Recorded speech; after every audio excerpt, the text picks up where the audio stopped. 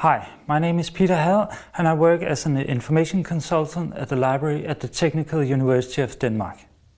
When you download material such as articles or books from the databases that your library offers access to, the library has already cleared the rights to the documents through license agreements that have been negotiated with publishers or other copyright owners.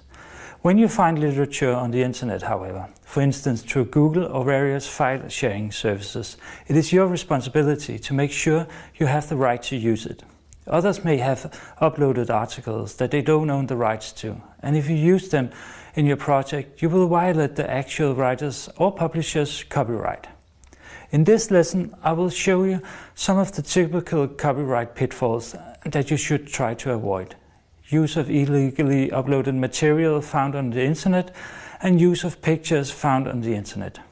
The copyright of a work belongs to the person or persons who created it, regardless of whether the work consists of text, a picture, a lecture, a discussion, or a translation or something else. If you violate other people's copyright, it might have legal consequences. What you may or may not do varies from country to country. But basically, the area is regulated by international conventions and agreements that protect the copyright of the work owner no matter where in the world his or her work is being used. It can be very difficult to determine if a given document has been uploaded legally or not. And if you find an article through a file sharing service or a closed or private group on, for instance, Facebook, you will not always know if you are allowed to use it.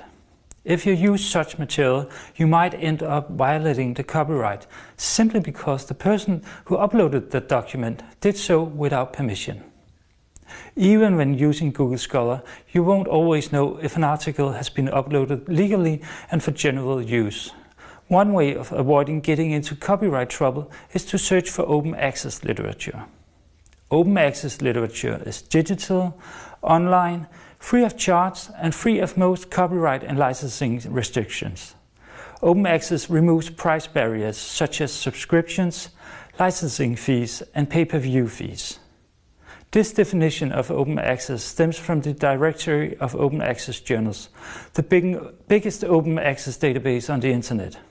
Here you have access to more than 10,000 peer-reviewed journals covering all the major science areas.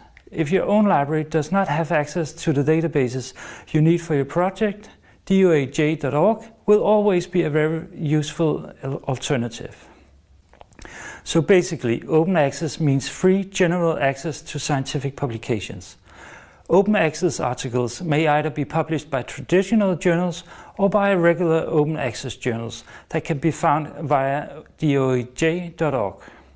The traditional publishing houses, whose articles are normally only accessible through subscription databases, have begun to provide open access to some of their journal articles, and in addition, they launch regular open access journals. Many universities have set up repositories for papers and research material authored by their own researchers. In some cases, you will be able to locate full-text open access articles here. Usually these repositories are available through the university websites. So far, few books are published open access. Nonetheless, you can find a collection at the website doabooks.org. You should be particularly careful about copyright when you look for pictures and illustrations for your project. You will violate the owner's copyright if you use a picture without permission or without at least crediting the copyright owner. Because the copyright rules are obscure and difficult to decipher, especially for online material, the concept of Creative Commons arose. Creative Commons was founded in 2001 and it's a non-profit organization that offers a series of tools allowing artists, researchers and others to wholly or partially share their work with others. You can choose between 6 main licenses that span from free to restricted use. This table outlines the basic structure of the 6 licenses and explains what they mean in terms of use. At the bottom is the most restricted license, CC by NCND, that merely permits you to share the material as long as you cite the author. At the top, you see the most liberal of the licenses, CC BY, that allows you to use the material as you wish, even for commercial purposes. The 4 remaining licenses allow use and sharing of the material to a greater or lesser extent. Many of the major online search engines and sharing services, such as Google, Flickr and YouTube, use Creative Commons licenses or corresponding licenses, and thereby enable you to look for pictures using the copyright license category as a search criterion. You usually find a search option in the advanced search section. In Google, you are currently able to restrict your search according to 5 license types. If you don't want to search the websites and web service individually, you can use the Creative Commons search tool CC Search. Here you get an overview of some of the major internet services, and the search result will be shown on their respective websites. CC Search is a good starting point when you search for pictures and video, because it will give you an overview of where to find free and legally available material that matches your information need.